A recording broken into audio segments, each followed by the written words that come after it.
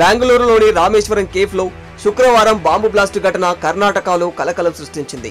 కాగా ప్రస్తుతం ఆ ఘటనపై పోలీసులు దర్యాప్తు చేస్తూ ఉన్నారు. ఫోరెన్సిక్ వాళ్ళు కూడా సైట్ వద్ద డేటా సేకరిస్తూ ఉన్నారు.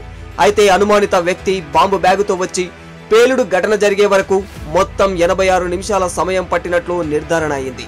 ఉదయం 11:30 నిమిషాలకు ఓ గుర్తు తెలియని వ్యక్తి బస్సు దిగి కేఫ్కు వెళ్లాడు. సీసీటీవీ ఫుటేజీ ద్వారా అనుమానితుడిగా భావిస్తున్న ఆ వ్యక్తి 11:38 నిమిషాలకు ఇడ్లీ కోసం ఆర్డర్ ఇచ్చాడు. ఇక 11:44 నిమిషాలకు ఆ అనుమానిత వ్యక్తి హ్యాండ్ వాష్ ఏరియాకు చేరుకున్నాడు. తన చేతుల్లో ఉన్న ఒక బ్యాగ్ను ఆ వాష్ ఏరియాలో పెట్టాడు. ఆ బ్యాగ్లోనే పేలుడు పదార్థం ఉన్నట్లు భావిస్తున్నారు. కేఫ్ నుంచి అనుమానిత వ్యక్తి 11:45 నిమిషాలకు బయటకు వెళ్లిపోయాడు. ఫుట్పాత్ కు బదులుగా అతను రోడ్డుపై నడుస్తూ వెళ్లిపోయాడు. వాకింగ్ పాత్ పై పెట్టిన సీసీటీవీ కెమెరాలను తప్పించుకోవాలన్న ఉద్దేశంతో అతడు రోడ్డు మీద నడుచుకుంటూ వెళ్లినట్లు అనుమానిస్తూ ఉన్నారు.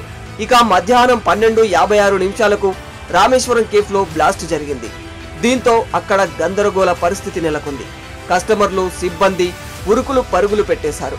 అయితే కేఫ్ కు 100 మీటర్ల దూరం తర్వాత అనుమానిత వ్యక్తి అదృశ్యమైనట్టు తెలుస్తోంది. కేఫ్ లో బ్యాగు పెట్టి వెళ్లిపోయిన వ్యక్తి ఫోన్లో మాట్లాడినట్లు కూడా సమాచారం. అయితే అతను ఎవరికి కాల్ చేశాడనేది మాత్రం ఇంకా తేలాల్సి ఉంది. కాగా ఇదే కోణంలో ఇప్పుడు విచారణ కొనసాగుతూనే ఉంది.